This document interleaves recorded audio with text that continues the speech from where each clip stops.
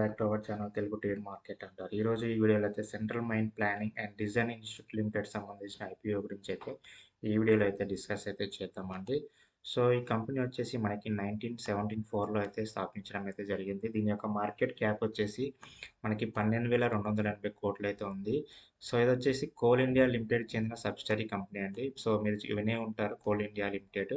So గనులకు సంబంధించింది. So దీనికి సంబంధించిన సబ్సిడీ కంపెనీ అన్నమాట. సో ఇది ఇండియాస్‌లో largest mining consultancy and technical company అండి. సో ఇదేంటంటే ఏమేమి సర్వీసెస్ ప్రొవైడ్ చేస్తది అంటే, సో చూడండి మనకిక్కడ వీళ్ళు కోల్ సంబంధించిన మినరల్స్ ఎక్స్‌ప్లోరేషన్ అంటే మనకి ఇవి ఏమున్నాయి కదా! ఈ ఖనిజాలు కోల్స్ సంబంధించిన ఇవి ఎక్కడ ఉన్నాయి? ఏ భూమిలో, ఏ ప్రాంతంలో ఉన్నాయి? మినరల్స్ ఎక్కడ ఉన్నాయి? ఏందనేది ఇది ఫైండ్ ఔట్ చేస్తుందన్నమాట. సో ఈ కంపెనీ ఫైండ్ ఔట్ చేసి ప్లానింగ్ ఇస్తుంది. అంటే వీటిని మనము ఎలా ప్లాన్ చేసి, ఎలా మనము బయటకి తీయాలి ఏందనేది ఇక్కడ టెక్నికల్‌గా గానీ, ప్లానింగ్ పరంగా గానీ, సో ఇవైతే ఇలా చేస్తుందనమాట ఈ కన్సల్టెన్సీ వచ్చేసి. సో ఇది కాకుండా వీళ్ళకి అదర్ సర్వీసెస్ ఏవైతే ఉన్నాయో ఎన్విరాన్మెంటల్ సర్వీసెస్ అంటే పొల్యూషన్ కంట్రోలు, గవర్నమెంట్స్ అప్రూవల్ తీసుకోవడం గానీ, లేకపోతే ఎన్విరాన్మెంట్ ఇంపాక్ట్ స్టడీస్ గానీ, అంటే దాని మీద సంబంధించిన ఆ గనులకు సంబంధించిన స్టడీస్ చేయడం గానీ, సో ఇవన్నీ కూడా చేస్తుందనమాట. నెక్స్ట్ వచ్చేసి జియోమాటిక్స్ అండ్ సర్వే అంటే మ్యాపింగ్. ఇప్పుడు ఒక ప్రాంతంలో మనం దాన్ని ఫైండ్ ఔట్ చేసామంటే దానికి సంబంధించిన మ్యాపింగ్ కావచ్చు, శాటిలైట్ సంబంధించిన డేటా కావచ్చు, లేకపోతే ఆ ల్యాండ్ సంబంధించిన సర్వేస్ కావచ్చు. సో ఇవన్నీ కూడా ఈ కంపెనీ సర్వే చేస్తుందనమాట. ఇది సర్వే చేసేసి మొత్తం రిపోర్ట్‌ననేది గవర్నమెంట్‌కి అనేది రిపోర్ట్ చేస్తారనమాట. సో చూడండి వీళ్ళు లాస్ట్ ఫినాన్షియల్ ఇయర్‌లోనే వీళ్ళ షేర్ అనేది 61% ఉంది ఇండియాలో. ఓన్లీ ఇండియాలోనే వీళ్ళకి 61% అయితే వీళ్ళకి మార్కెట్ షేర్ అయితే కనపడుతుందండి. సో అలాగే వీళ్ళకొచ్చేసి కోల్ ప్రొడక్ట్స్ సంబంధించిన ఈ కంపెనీ వచ్చేసి ఎక్కడ ఉంది అంటే Madhya Pradesh, Chhattisgarh, Odisha and west Bengal. So ఈ 4 స్టేట్స్‌లో ఎక్కువగా వీళ్ళైతే ఆపరేషన్స్ అయితే చేస్తూ ఉంటారు. ఎందుకంటే అటు సైడే మనకి ఎక్కువగా మనకి సంబంధించిన మైనింగ్ పనులు ఎక్కువ జరుగుతాయి కాబట్టి, సో ఈ 4 స్టేట్స్‌లో వీళ్ళు ఎక్కువగా అయితే ఆపరేషన్స్ అయితే చేస్తారండి.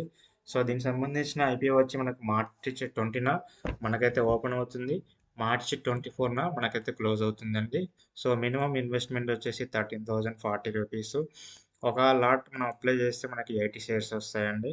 సో 163-172 రూపీస్ అయితే మనకు ప్రైస్ రేంజ్ ఉంది. దగ్గర దగ్గర 1842 కోట్లు అయితే వీళ్ళు ఇష్యూ చేస్తున్నారు. సో మనకి మార్చి 25న అలాట్మెంట్ అవుతే మార్చి 30న మనకి ఎన్ఎస్సి అండ్ బిఎస్సిలో అయితే ఈ కంపెనీ అయితే లిస్టింగ్ అవుతుందండి. సో ఇక్కడ చూడండి ఇది వచ్చి మనకి మొత్తం ఆఫర్ ఫర్ సేల్ అంటే బుక్ బిల్డింగ్ ఐపీఓ అని సంబంధించిన ఐపీఓ అన్నమాట. అంటే కంపెనీకి ఎటువంటి రూపాయి అన్నది వెళ్ళదండి. చూడండి ఫ్రెష్ ఇష్యూ అయితే ఏం లేదు.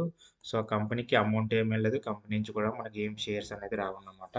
సో దీని ఫేస్ వాల్యూ వచ్చేసి రూ. 2 ఉంది. సో ఈ 1842 కోట్లు కూడా ఎవరైతే షేర్ హోల్డర్స్ ఉంటారో వాళ్ళకే వెళ్ళిపోతుందండి. కంపెనీకి సింగిల్ రూపీ కూడా వెళ్ళదన్నమాట. దగ్గర దగ్గర 10.71 క్రోర్స్ షేర్స్ అయితే వీళ్ళైతే రిలీజ్ చేస్తున్నారు. సో పిఐబిఎస్ 50%, ఎన్ఎన్ఐ 50%, మనలాంటి రిలేటెడ్ ఇన్వెస్టర్స్ 35% వరకు కూడా అప్లై చేసుకోవచ్చండి. సో పర్పస్ మీకు చెప్పాను కదండి. ఇది మనకి కంపెనీకి అయితే ఎలాంటి అమౌంట్ అయితే వెళ్ళదనమాట. సో మొత్తం వచ్చేసి ఆఫర్ ఫర్ సేల్ కిందనే సో ఇది చేస్తున్నాం కాబట్టి సో మొత్తం బుక్ బిల్ ఐపీఓ కింద చెప్పుకోవచ్చు.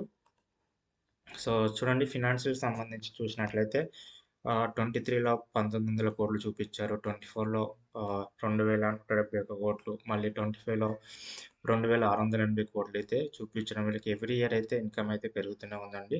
సో అప్ టు 31 డిసెంబర్ 2025 కూడా వీళ్ళు 2900 కోట్లు అయితే చూపించడం అయితే జరుగుతుందండి. అంటే వీళ్ళ లాస్ట్ 3 క్వార్టర్స్‌లోనే ఇంతకుముందుకు లాస్ట్ 25లో ఫినాన్షియల్‌లో ఏదైతే చూపించారో దానికన్నా 300 క్రోర్స్ ఎక్కువనే చూపించారు. ఇంకా ఈ క్వార్టర్ 4లో ఇంకా వీళ్ళు ఆ అమౌంట్ అనేది ఇంకా ఇంక్రీజ్ అయ్యే ఛాన్స్ అయితే ఉంటుంది. సో చూడండి 24లో 1770 కోట్లు, 25లో 2177 కోట్లు. సో మనకి 25లో చూడండి 1540 కోట్లు అయితే ఇన్కమ్ అయితే చూపించడం అయితే జరుగుతుంది. సో మనకి ప్రాఫిట్ ఆఫ్టర్ ట్యాక్స్ వచ్చేసి 425 క్రోర్స్ అయితే చూపించారండి up to 31 December 2025. So financial year 25లో 666 2024లో 503. సో వీళ్ళకి ఏంటంటే ఫినాన్షియల్ పరంగా అయితే ఎలాంటి ప్రాబ్లమ్స్ అయితే లేదండి. కంపెనీ అయితే మంచి ఫినాన్షియల్ గ్రోతే ఉంది. ఎవ్రీ ఇయర్ కూడా వీళ్ళకి ఆస్తులు పెరుగుతున్నాయి, ఇన్కమ్ పెరుగుతుంది, ప్రాఫిట్స్ పెరుగుతున్నాయి. అన్నీ కూడా బాగానే ఉన్నాయని అయితే చెప్పుకోవచ్చండి. సో పాజిటివ్స్ విషయానికి వస్తే ఇది స్ట్రాంగ్ పేరెంట్ బ్యాకింగ్ కంపెనీ అండి. అంటే ఇప్పుడు కోల్ ఇండియా సంబంధించిన ఇది ఒక సబ్సిడరీ కంపెనీ అన్నమాట. సో కోల్ ఇండియా అనేది మనకు తెలుసు కదా, అది పెద్ద మంచి కంపెనీ. సో దానికి సంబంధించిన సబ్సిడరీ కంపెనీ కాబట్టి సో దీని గ్రోత్ కూడా ఫ్యూచర్లో అయితే బాగానే ఉండే ఛాన్స్ అయితే ఉంటుంది. సో ఇదైతే నెక్స్ట్ సెగ్మెంట్ అంటే కోల్ ఇండియా ఇప్పుడు ఏదైతే ఉందో ఈ మైనింగ్ సంబంధించిన బిజినెస్ అనేది రాను రాను ఇంకా ఇంప్రూవ్ అవుతుంది కానీ సో దాని బిజినెస్ అయితే తగ్గే ఛాన్స్ లేదు కాబట్టి సో ఇదొక మంచి పాజిటివ్ కింద అయితే చెప్పుకోవచ్చు. సో ఫినాన్షియల్స్ పరంగా కూడా మంచిగా ఉంది. సో అది కూడా చెప్పుకోవచ్చు. నెక్స్ట్ డెబిట్ ఫీజు, స్ట్రాంగ్ బ్యాలెన్స్ షీట్ కూడా వీళ్ళ దగ్గర బాగుంది కదా. సో ఇవన్నీ కూడా మనకు ఒక పాజిటివ్ కింద అయితే చెప్పుకోవచ్చు అండి. సో నెగిటివ్ విషయానికి వస్తే అయితే మొత్తం కూడా ఆఫర్ ఫర్ సేల్ అంటే కంపెనీకి అనేది రూపాయి రాదన్నమాట. మొత్తం కూడా షేర్ హోల్డర్స్కి వెళ్ళిపోతుంది. సో అదొక నెగిటివ్ కింద చెప్పుకోవచ్చు.